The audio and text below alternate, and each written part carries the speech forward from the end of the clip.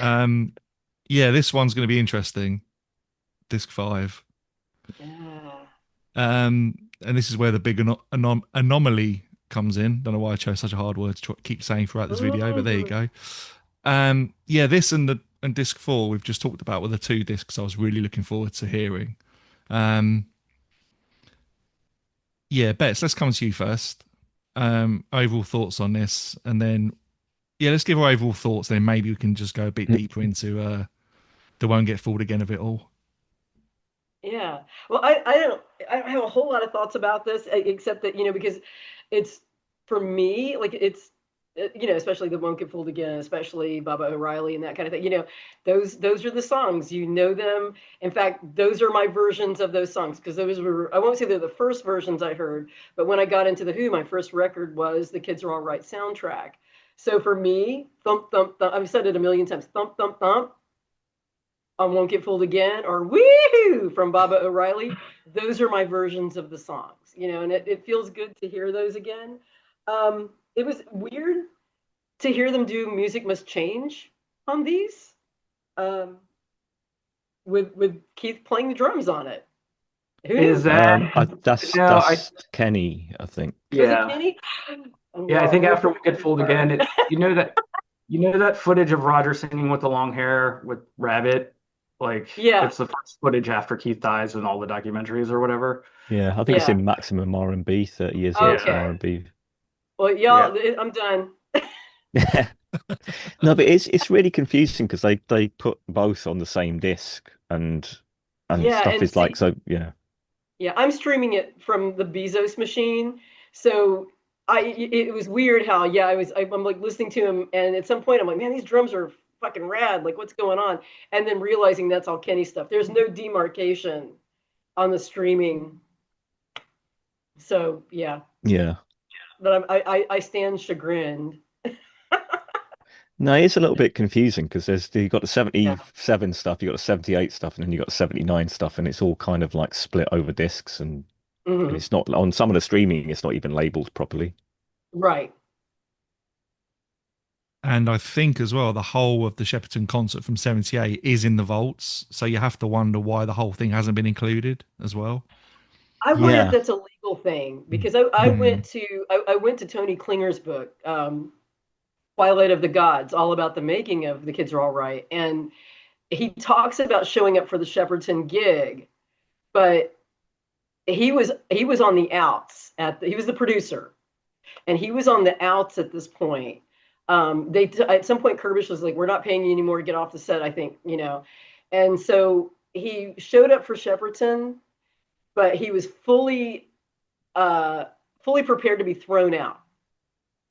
And Kerbishley said, "No, no, no, you can come on in." He doesn't write much more about it after that. So I wonder if maybe that footage got bound up legally somewhere. Because it seems weird that we wouldn't put that all, especially now, like we wouldn't see all that footage because the people demand it.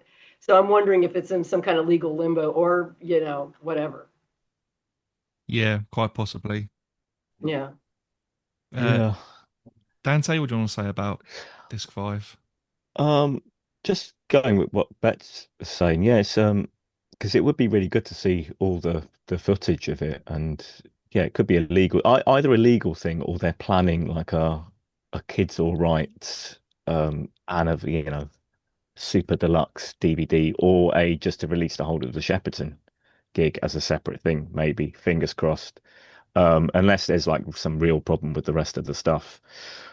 Um, Yeah, I do. It's really good to hear my wife because I Yeah. think it was my wife actually released on the Kids All Right soundtrack. I thought it Yes. was. Yeah, I thought it yeah, I think was. so. Yes, it Yeah. is. But not So this version of it, because at the one on the Kids Are All Right, you hear Roger say like the ox, and so that wasn't the yeah, one. there's some sort of So it's a difference, different one. and Yeah. and um and getting to hear my generation with the join together. I kind of secretly was hoping that they would do join together as the actual single instead of like Hmm. as an add-on jam kind of thing like that. But because I thought, well, I never knew they did Kids All Right or Run Run Run with, that late on with, uh, in these. rehearsal sessions anyway. But it's still cool hearing that. And then I like the Sister Disco thing, just skipping ahead briefly with Kenny playing on it. I always really like that version of the Maximum R&B DVD because the synthesizer is like less in the mix and it kind of feels like more of a rocky track. So I always really like that version. And Music Must Change is a really good version where they're having a jam in the middle of it, and I dug that as well. Um, yeah, so that's about it on that. So yeah. There's quite a weird edit on that version of Music Must Change. I don't know if they've edited Yeah, it it for is. this Yeah, it version or is. whether that's how they play it, but it really is No. really No, jarring. because it's definitely not how they play it. Because if you listen to all of them, it's the point in the show where they get really like drawn out and like acidy rock kind of Yeah. stuff, Hmm. and so Mm. all that stuff's not there. You know what I noticed about that though is that Rabbit Rabbit's really bringing it together, and there's very Rod Argent style keyboards happening here, Oh, very reminiscent of Argent. yeah, I wanted to say that actually. I did make a note about that. Like Rabbit on Music Must Change. It does some Yeah. fantastic work. Like it was Yes. really jumping out the speakers. And I'm like, yeah, I'm really glad they got him in. I can see why he just makes that song, brings it to another level. Yes. What about you, Ethan? What are your general thoughts on this disc? Should I just say what I like about the disc and then at the end do Woken Fold again? Yeah, let's do that. Yeah. All right, cool. All right. So Baba Rai, is a song. My wife is a song. Is my generation I never have use for.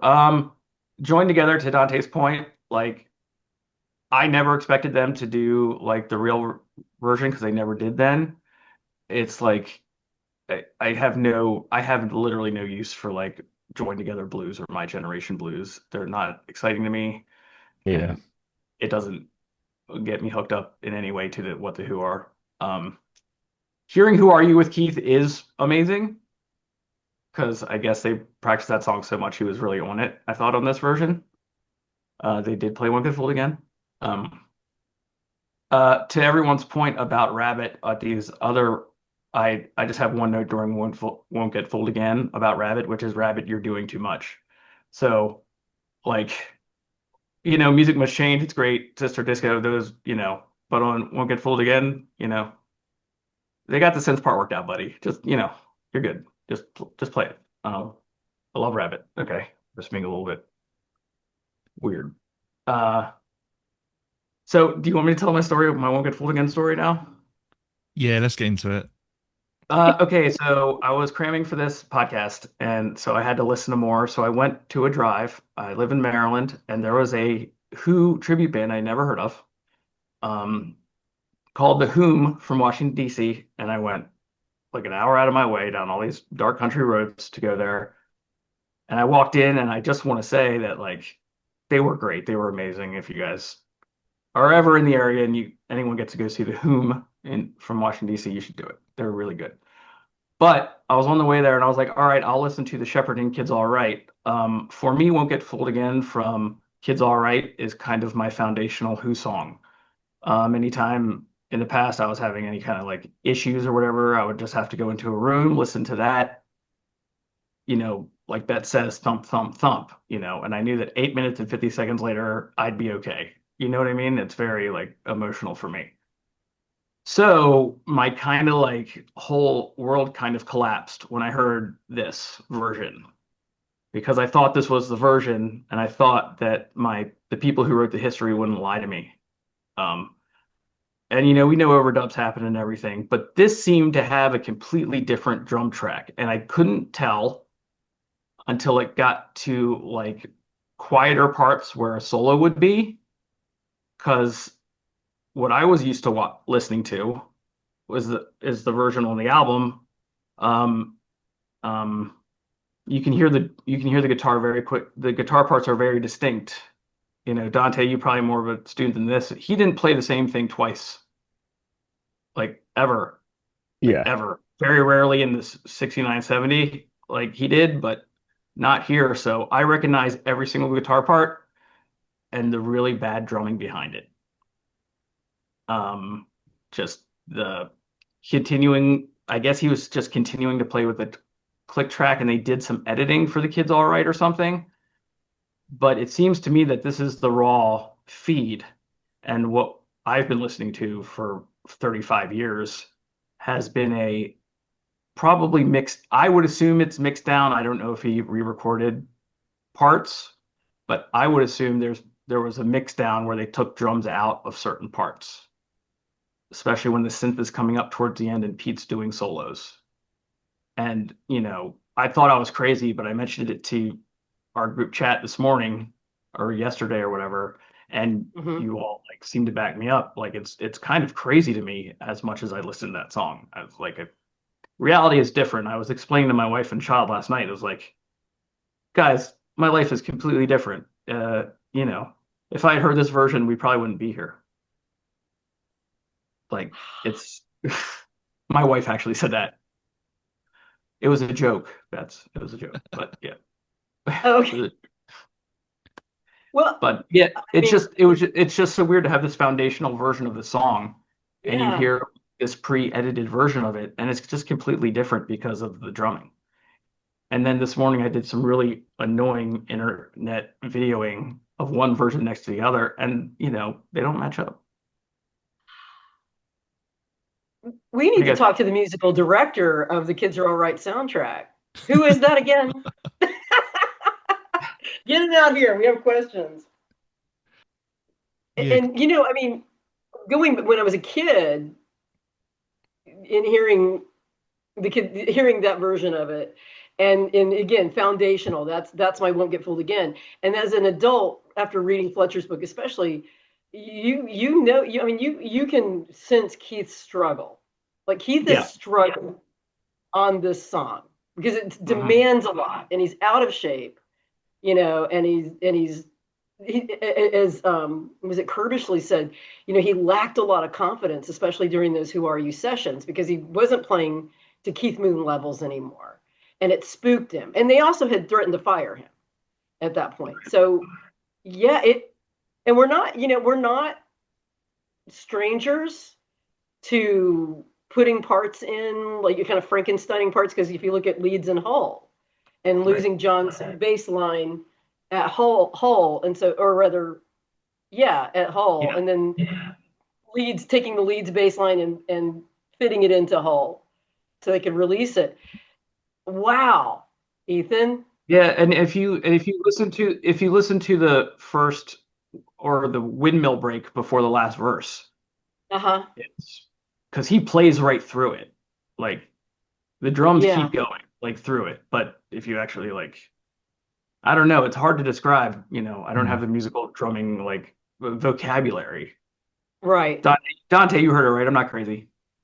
I heard it, but Paul is a drummer, and Paul brought up a good point, which because if you look at it, because when I listened to that, and I only listened to this like a couple of days ago, and I was like, it sounds really wrong, but I don't want to believe that that's the real drum take, because it doesn't even sound like he would do that. It just sounds like it's from the wrong. It's been put in. It's been from a different take or something like that. Because if you look at the footage, although it doesn't match, but it should.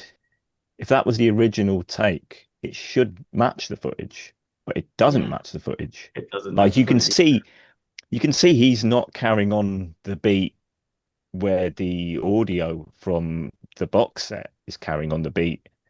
So I don't think the audio on the box set, it certainly doesn't match what he's playing in the footage. I don't know whether it's like that's from maybe the first take of the song they did, and maybe when someone's compiling the audio, they've put on the drums from the first take of the song. The ending is different on the box set. The ending of that is shorter. The one that you see in the Kids All Right is longer, and he throws the guitar, picks it back up, hits the A chord, which is massively out of tune, and that's different. And we know they did it at least twice because they recorded it, and Jeff Stein was like, "No, you got to do it again. It's got to be better than that." Yeah, because that and like a quick one always stand out as the two performances they did amazingly, and then the director was like, "Oh, we missed this thing. Do it over again." Yeah. Right. Yeah. Yeah. So when Ethan brought this up last night, I did do a bit of Googling on it, and I found a Reddit user called, I should give him some credit, Laszlo Flynn09, who replied Okay. in this Reddit thread that someone had asked the same question: "What is up with the drumming on Won't Get Fooled Again on the Who Are You Super Deluxe Edition?" And they've made the point, and I tend to agree with this, because I'd heard that Keith Moon had gone into the studio to re-record his drums for Shepperton, but Okay. Okay. but if you watch the footage of the Kids Are Alright, I think that is what's in the Kids Are Alright. Exactly what he's playing at Shepperton is Oh, what's on the audio. But in this version, on the Super Deluxe Edition, I think this is what he did in the studio afterwards, and it just turned out to be terrible. But I think they've used the wrong version for this box set. Because he Yeah. plays a hi-hat and a straight beat quite a lot on this version, and he never did that live. I was going to say saying Keith Moon and hi-hat in the same breath is going to get you a bunch of angry people in the comments. And Yeah, You I, understand? That is such a wild thing for me to think about because I didn't listen to this because I heard that version of the song so many times, but I had this long drive, so I decided to listen to this stuff. And you guys didn't check it out till I said something, Yeah. right? So are they doing the same thing? Are they like, has this song just is no one like, oh, we don't need to check out We'll Get Fooled Again. We don't need we don't need to double check the work on that. who knows? But I think what it is in the Kids Are Alright, I think it's the first take, and then after Keith's drum solo at the end, and Pete does his knee slide, I think it then edits to the second take because Pete comes in from the other side of the screen to where he's just slid. But the drums on the Kids Are Alright are what he plays at Shepperton. I think this version it's been recorded afterwards, and he's obviously not in the right frame of mind or the right shape to be playing it, because he even goes out of time at one point on this version. And you've got to think, why would you use this version when what he does on the night is the version that's historically accurate? Yeah, I mean, they do say that he went back in to record the drum take. So maybe there are little bits of what he redid that they've put in back into the Shepperton video, but those bits where it sounds really bad, where he's just playing a straight beat through, through the breaks and through the end of the song when Pete's doing a bit of guitar noodling, that's definitely not what he played on the night. Because when you look at it with the video, in the bits where it does show Keith, he's not playing straight through on the video. Like when Roger does his final, like Won't Get Fooled Again, no. You can see Keith stop playing the beat and he's just playing the toms and playing a few fills and stuff like that. Yeah. So I don't know what the story is. I don't know if that drum take is from the first version of the song or if it's from when he's gone back into the studio, or how much of the take that they've used is from the night and how much of it is from something that he redid in the studio. But the bits that are really bad, they're definitely not what he was playing on the night of that performance. That makes me feel And with the two actually. takes, there is that footage on the Kids All Right box set where you can see the different camera angles. So you can, and I've been thinking of having a look at that and see if there's any ones, because I know there's a Pete cam.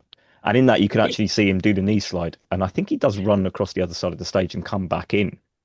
But you don't see that because they have the slow-mo of him doing the knee slide. But possibly through looking at some of the other camera angles, we could also work out. But it's also one of those things where it's like while they're making it, they know that this is like a definitive version of the song. So we need to chop up, do what we have to do. And of course it is. I mean, is there a more iconic footage than him doing the slide? Like, no. Yeah. Right. The more iconic was the John cam where you see Pete do the slide in real time and John step back and go. That's the iconic one for me. Yeah. Personally, I just refuse to believe that the drum track on this box set was from Shepperton at all, because even if the first take wasn't as good as the second take, I can't believe he'd play it that badly and that straight.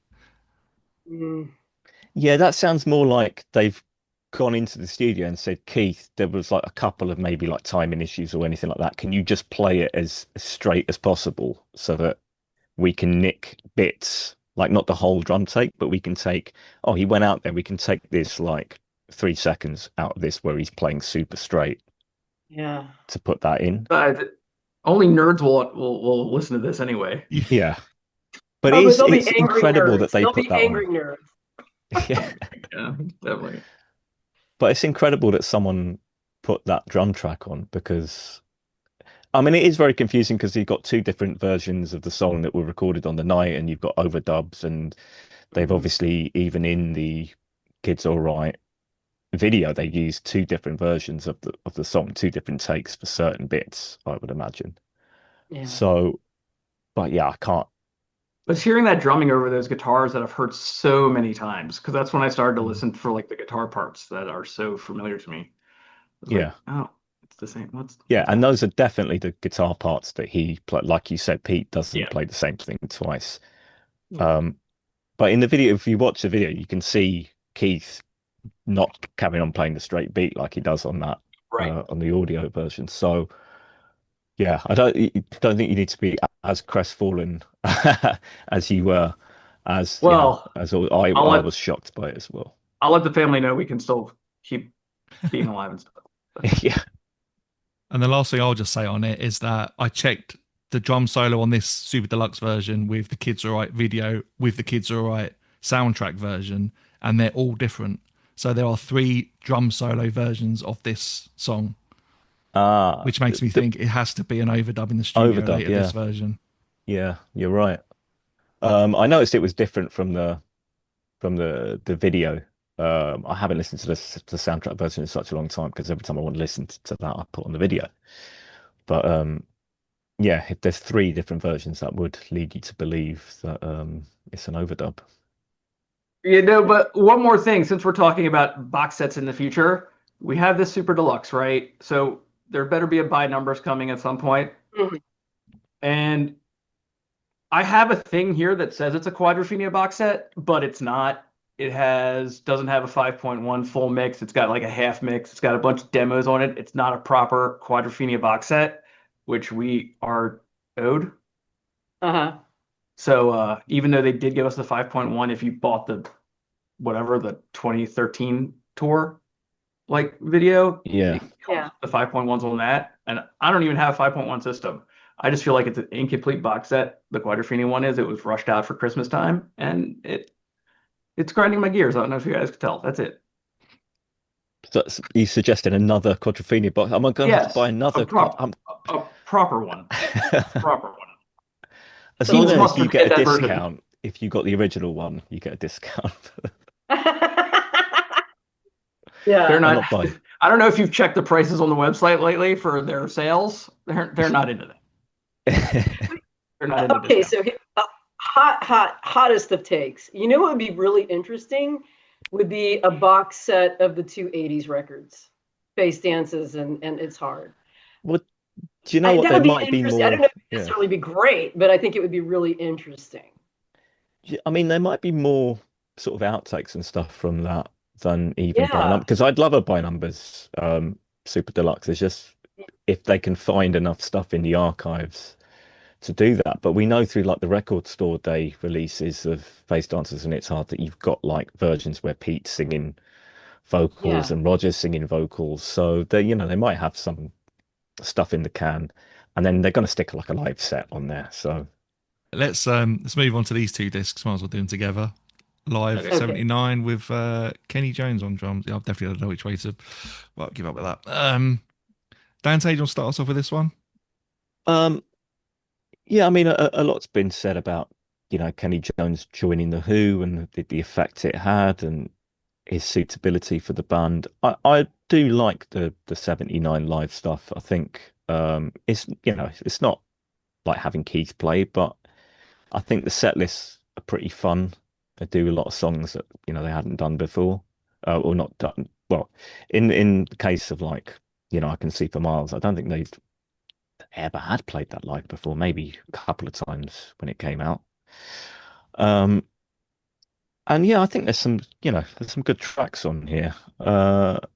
Rabbit and like Ethan said this earlier with the Won't Get Fooled Again thing. I do agree with that. There are certain songs where there shouldn't really be like an abundance of keyboards. Like on Won't Get Fooled Again, you don't need keyboards over the top of the synth. And the brass, hearing brass on what was it on? Mm, Yeah, hearing brass on Who Are You hmm and a couple of other tracks. I'm kind of like, no, it's getting a bit too close to the Who on Ice '89 tour kind of thing. So it's a bit of a mixed bag, really. The Drowned with Pete singing, I kind of prefer Roger singing Drowned, and I prefer, the '70s versions, but it is fun to hear Pete sort of take over that song. Um, Really cool to hear Trick of the Light because I'd only hmm heard a bootleg of Trick of the Light and I always used to think, wow, Pete, there's no guitar on that. Pete's playing six-string bass, John on eight-string bass. It does kind of go wrong, as you would imagine. There's a few sort of mix-ups about, which part of the song they're in. hmm Um, I think like Kenny stops before the bass solo, just thinks it's like the riff again and then starts again. And I think Roger ends up singing the wrong words at one bit, which probably Yeah. really pissed John off, you would imagine. Yeah, that's true. Roger does the same line twice. And I'm like, yeah, Roger's gonna Yeah. pay for that later. In the most passive Yeah. aggressive way possible.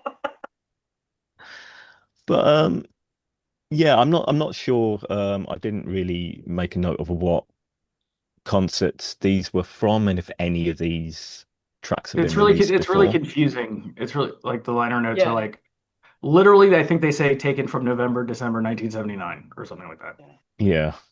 Yeah. So it could be several different. Yeah.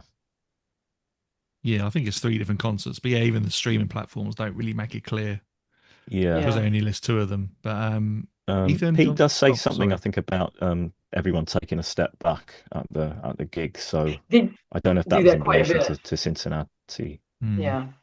There's a lot of that at the beginning. Yeah. Yeah. Yeah. Yeah, Um, Ethan, anything you want to say about these 2 discs? that version of I Can't Explain where they have the extra like half bar of half bar of music before singing, or after I think it's love, that's terrible. I was a bit like Love you it. with Love Is Coming Down with that version. I try to like it, and I just don't like. I Yeah, Mm. don't like it at all. I don't like it at all. Punk and Godfather is always great to hear. I really enjoy the Music Must Change Mm. like version hmm from Oh this, yeah. and when it crescendos with the horns, I love that. I did think about Drown this time, is that's when they made the transition to Pete doing it fully because in that other version that was so amazing that I liked, that's Roger, right? On that rehearsal. But here it's Pete, so Roger can play harmonica, I guess. And then just hmm Pete just does it. And then when he came back in 96, he did it acoustic. And then when they did it for 12 and 13, it was back him singing on electric again. So it's just interesting why they choose what they choose. And hmm I mean, Dancing in the Street, what a waste of 5 minutes of a Who concert.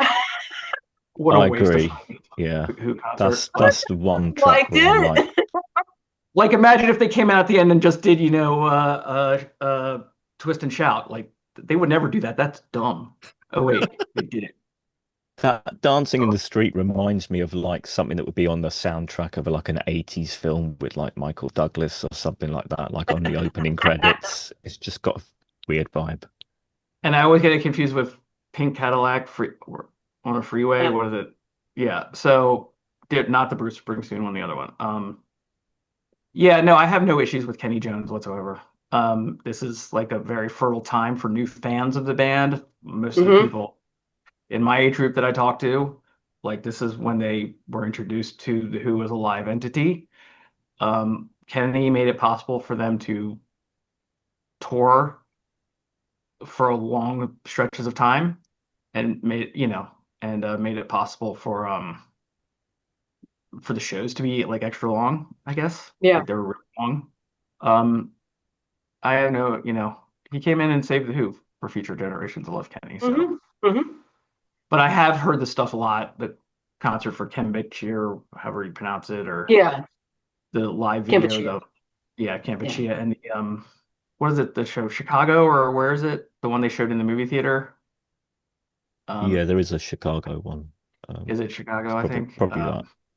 Yeah, it got released as a bonus disc on the Yeah. Amazing But it's Journey. also, but a big chunk of it is on the 30 years of maximum R&B, and that's where I, I think that's where that cover's from, isn't that Chicago, isn't it? Exactly. Yeah. Yeah. Yeah. Yeah. I mean, what's going on that you're like, I need a bandana tonight on top of my cashmere sweater? On a hot stage. Yeah. We call this, in guitar terms, we call this the Schecter years. And I had one of those. It was amazing. Good times. This was one of my very short-lived stage outfits with the tribute band, where for like a couple of gigs I wore the sort of 79. It was hot, wasn't it? It was hot. It was hot. Yeah. I had wearing a jumper, wearing a sweater. Did you have sweatbands on? Did you have sweatbands? I couldn't actually get any sweatpants, so I had a similar coloured trousers, but they were, yeah. Way to half-ass it, Dante. All right. Yeah. Well, it didn't last long enough to be worth it.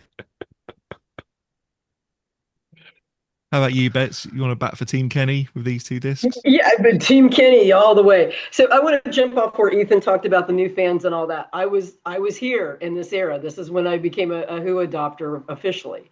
There was so much excitement and so much potential when Kenny joined. Like, it was like the Who are back, and the concerts for Campuchia, we're watching these on television. You go and get the soundtrack. The Who got top billing over Paul McCartney on those shows. So I mean, that's how excited people were to have the Who back. Now, in hindsight, we all know, like, maybe they shouldn't have gone right back into, after Keith's death. Maybe they should have taken some time, taken stock, thought about their trajectory. I know that that Pete said they couldn't do that because they had all of these families and employees and their families who depended on the Who as an organization, and they couldn't just cut them all loose and go, well, the Who's over, goodbye.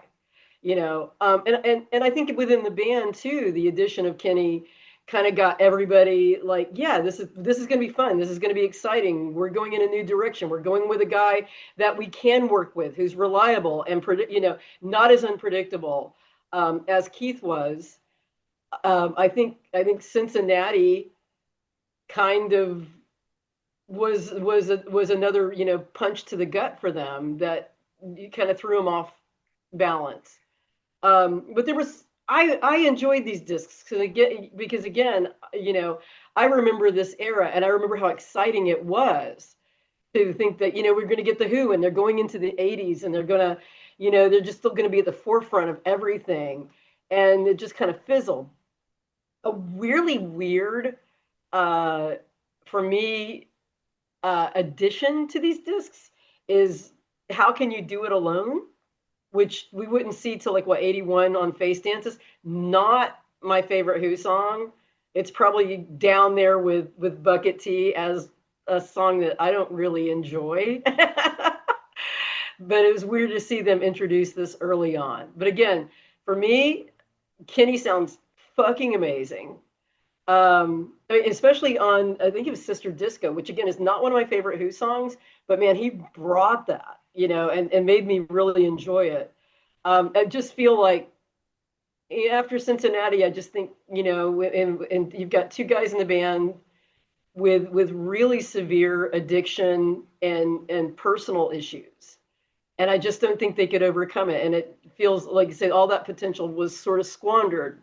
And I always imagine the what ifs, what if they were able to kind of survive all of that and keep moving with Kenny. I think Kenny was amazing. And I wish, so real little asterisks here. Phil Collins had approached Pete after Keith's death about joining the band. And I always think that would have been really interesting if we had gotten an In the Air Tonight Who version. That would be really worth going into the time machine for. The drum break on Won't Get Full Again. Yeah. But then I wouldn't have gotten Invisible Touch in 1986, and my life would be, over. So Well, I what needed on it. face? This is one thing that like I'll never hate Phil Collins for is because I think I said on Face Value. Um, there's a song called China by him that is very Who like, especially in the subject matter, and I think it's my favorite Phil Collins song, but it reminds me quite a bit of what Pete would have been writing around Quadrophenia. Interesting. We've covered it all today. Wham, Phil Collins, Star Wars. And let's not forget. I mean, without Kenny, Roger would have never learned how to fire a drummer. Well, he tried. He was building up to it with Keith, and then it was kind of failure to And then he just launch. had to follow through twice. Yes, Anyway, he's got to go That like, is, well, I'm going to give this time. I'm firing this guy. I think that's the comment of the episode. Um, but just before I forget, like, yeah, funny you mention how can you do it alone? Because it's pretty much like a different song. Yeah, it He's just is. like they're just like jamming it, and there's like a version that I found from Saint Austell in like 1981 where they start off playing it kind of like that, and then they sort of go into the way it is on the album. Hmm. But there's a few of those things because there's that. Then you've got Take a Fool Like You, which I looked at that and thought, what even is that? Hmm. And it's just like another kind of jam where Pete's just ad-libbing. And then you've got in after Dancing in the Street, they kind of go into Dance It Away, which obviously ended Hmm. up being a Townsend solo track. But there's like Yeah. three moments of them just jamming on stuff, and Hmm. well, as Pete seemed to really like at that time. it's how they came up with Who Are You? So, Yeah, exactly. So it is funny that it's on this, on this box set, and then yeah, and Who Are You itself came out of one of these jams.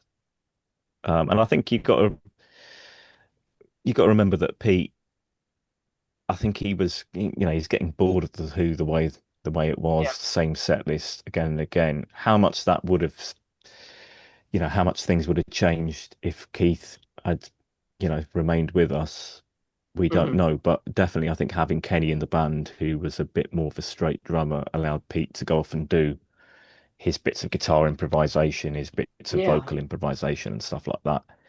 And I think the sort of band being different gave Pete a lot of renewed energy for the band. Hmm. Hmm. So you got to give Kenny his due. Yeah, absolutely.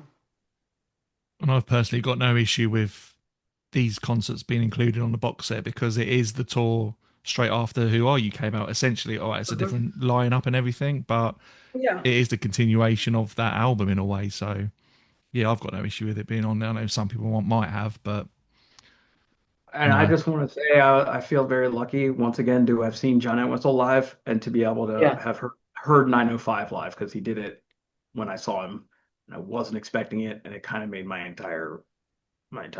So That's awesome. Yeah. yeah. Yeah, not jealous in the slightest. Oh, shut up, Mr. Shepherd's Bush Empire, Happy Jack. I want to hear it. Oh, it never gets old. I But just Pure and Easy. By the way, that Who band I saw did a killer Pure and Easy. It was Oh nuts. wow. It was nuts. Okay. Yeah. Now I'm jealous of both of you. You brought up the Pure and Easy thing. So no, mine was a Who tribute band. He actually saw Yeah. the Who play Pure But and Easy. that's what I mean. I'm jealous of Paul Yeah. for that, and Oh you yeah. for 905. So Oh yeah. Well, I'll take it. yeah. yeah, what can you do? And we made it right around 70 minutes. Like you Yeah, said. Woo! more or less. Let's just close out the Yeah. circle with the disc 7 cover. Which I think it's a cool Oh, yeah. picture. Yeah. Which was going to be the Oh, oh, original oh, oh. cover for the Oh, what a album. terrible cover. I'm so glad they didn't use it.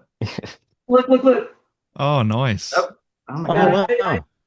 I got the shirt. Was that one of the 30% discount ones? No, this is Okay. no. This is medical trial money.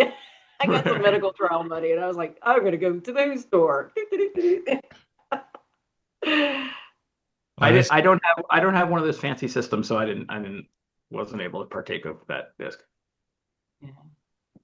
Yeah, Yeah, I never listened to any of these because I don't have a system to do it. I briefly listened to the Dolby mix at my dad's because he's got the setup, but it was sort of chatting at the same time, so I couldn't really take it in. How was the Um, sound at the listening party that you went to? oh, it was amazing. Yeah, Mm. yeah, it's something else. Yeah, yeah, that was Would it yeah. would it been a really obvious, like, let's say I went there and it would have been obviously weird if like Lois Coming Down started and I got up to find the bathroom. Yeah, did anyone do that? No, no one did. But soon as Who Are You finished, myself and at least three or four other men got up to go to the toilet. See, Yeah, we all vote. I would have beat that rush during Lois Coming Down. I was See, I'd be like, oh, boo, hiss, hater. Yeah, I made the mistake of having a couple of pints with Andy Neal and Matt Kent beforehand, so my bladder wasn't in the best shape oh, you possible. name So dropping I mother. know. Yeah, just, having a few drinks with the guy, with the boys and the lads. hanging out with the just hanging out with the publishers and Naked Eye. It's all good. So yeah, amazing listening experience, but it was slightly coloured by the fact that I really needed to go to the toilet and didn't want to be the first one to get up and walk out. Hey, you guys have all heard the song before, right? CSI. I'm gonna go to the bathroom. Yeah. Ethan, if only you had got up to go to the bathroom during that Shepperton mix, we would not all have our little balloons blown, I was, popped. I feel so much better. Dante's talked me down because I was having issues, Okay. man. Send me through Yeah. it. It's been a rough year for Well, me. This was just. Yeah. but it was Paul that brought up the point that it doesn't match the video, and I was like, yeah, I've been meaning to watch the video to see if I can spot that, but I haven't had time because I literally only listened to that track like a couple of days ago. So I'm not in yeah, my Charlie Day phase right now where I have like the pins up, like I was good. who are, won't get fooled again, 78 to Uh-huh. align to who, kids all right. And I don't have that going yeah. on right now. Pepe, yeah. Yeah, I came pretty close to that this morning, but with I won't lie. The only reason I didn't do it is because I was about to get on here, but you saw I sent you guys video. Like I was taking video this morning about Yeah. stuff. This is the next. I'm going to get the kids the right box set, get the different angles, rip the video, sync it up with the audio, do a whole Yeah. kind of breakdown, descend into full madness. Isn't it dark, like Howard Hughes sitting in a darkened room watching it over and over again with jars of piss? Yeah. If I Yeah, get to that turn me over. stage, We'll go over it like we were going over the Zapruder film, back and to the left, back We're and to through the the looking glass now, people. yeah, yeah. we hear a cymbal at this point, but if that was the case, Keith Moon's drumstick would have been flying to the right. Instead, it flies to the You left. see how Pete comes in from this side over here, but Yeah. it's over here. Like I said, is it any coincidence that the musical director is no longer here to answer our questions? Exactly. No, it's a very good point. Any final thoughts before we wrap this up? I think in general, I think it's a fantastic box set with just that Yeah. one really strange anomaly. I think in general, it's a I fantastic collection. These liner notes, Matt deserves it. I'm blowing a little smoke, I Yes. think. Like the liner notes are so detailed and well written that, you can just go back through any of these super deluxe box sets to leave them liner notes. So my hat's off, or really is off to Matt, for all that stuff. Mhm.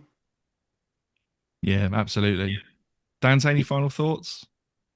Yeah, I think with all these deluxe sets, the book is, almost worth the getting it on its own because the books always have really good information, Mhm. well written, really good pictures. In terms of the actual set, I mean, the Blu-ray vinyl disc or whatever like that, I've never listened to any discs. I don't have the system, so for me, that's a Mhm. bit of a waste. The Glyn Johns CD mix wasn't, I'll have to go back and listen to that properly to kind of spot the differences. So some of the stuff is not, you know, uh, is not really vital in my opinion. But I do really like the gigs, the live concert stuff Yeah. is fun to hear, particularly hearing the live version of Trick of the Light. And yeah, that fourth disc with the 77 rehearsals at Shepperton, that some of that blew my mind. Because I've been talking to Paul, on a couple of these videos with Paul about why did they drop early songs from live play, and so it was like a revelation to know that they played Kids All Right and Run Run Run in 77. Yeah, just a real nice The only thing bonus that I never saw. I just feel like I don't know. That's a whole other show about why they chose to drop things or not. I got lots Yeah. of opinions. Yeah, I think so. Bets, any final thoughts? Love is Coming Down Nation, rise up, folks. This is your disc. If you love Love is Coming Down, and Love is Coming Up. I enjoyed it a great deal. I enjoy it because I say again, this is sort of my entry point for the Who, Kids Are All Right, Who Are You, the Kenny era.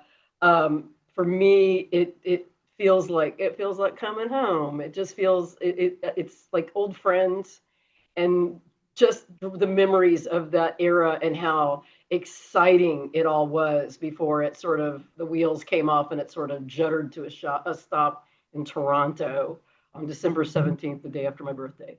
So yeah, I don't own the actual disc. I like say stream it on the Bezos machine. But I enjoyed every minute of it. I thought it was really, really cool. So get it, guys. And as we're here, I just want to point out one thing. Ethan mentioned the book, but I randomly found this out at the weekend. So I'm going to try and show this picture. Okay, bear with me 1 second. But this guy here with the curly hair, Yes. his name is Colin Smith. He used to work for Polydor Records. Uh-huh. And that's the staff of Polydor being chosen for this promo shot. It turns out he used to be friends with my dad. Oh my God. Really? Yeah. I randomly found that out at the weekend. What page is that on? Oh, now you're asking. It's somewhere near the back. I will say the marketing. Page 61. Yeah, what were you saying, Bets? I'm just saying the marketing in this era was. I've got my because Trigger the Light was issued as a single. I've got my little. I'll show it again. My little pressing. The marketing, the press marketing was really clever. What was it? The Queen with the "Who Are You" and ketchup on the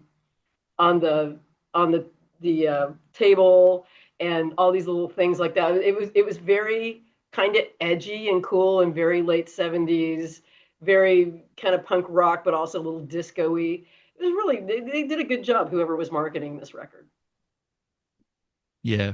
But in that street, Berwick Street, did you see the thing, Paul? Because a couple of people told me about it, but I didn't actually go there. But in one of the record stores there, it's either Reckless or Sister Ray. They had like the shop front had a big thing of the Who Are You cover, and they actually had a chair there that said not to be taken away. You sat in it, didn't you, Paul? Did you get a picture sitting in that? Yeah, that was at the Dolby building before Yeah. the listening party. But no, I didn't actually see the. All right, how many times are you gonna mention the goddamn listening party, dude? I get it. But that's where it happened. Well, you mention as much as you want, honey. Did Matt take a picture in the chair? Probably not. I think he did actually. I think well, his brother did. I know that. I don't know. I'm not putting my ass in that chair for anything, man. I don't know what that chair's gotten. That's a cursed chair, dog. I'm not. I don't know. He got a good point. I don't think it was the actual chair. Was it the actual chair? Oh, okay. It wasn't the actual chair, No. but Richard Evans did tell a story in the Q&A that the guy he got to spray the new chair with the not to be taken away there's a good chance it was the same guy who sprayed the original chairs because he used to work there at that time. Oh, I think it was a wow. pure coincidence, apparently. And did he say, "I got a new chair"? Oh wait. And the whole room broke out into dancing. I sit in the same old chair. Oh, sorry. Yeah. Meet the new chair, same as the old chair. The old chair. Right? Well, I think that's an ideal place to draw things to a conclusion. So, yeah, big thank you to my guests, Bets, Dante, and Ethan. We'll Thank you. be back with more Who Shaped Shenanigans soon. So, until Thanks, then, Paul. no worries at all. Thank you for being part of this. Hope you all enjoy the box set, and we'll see you soon.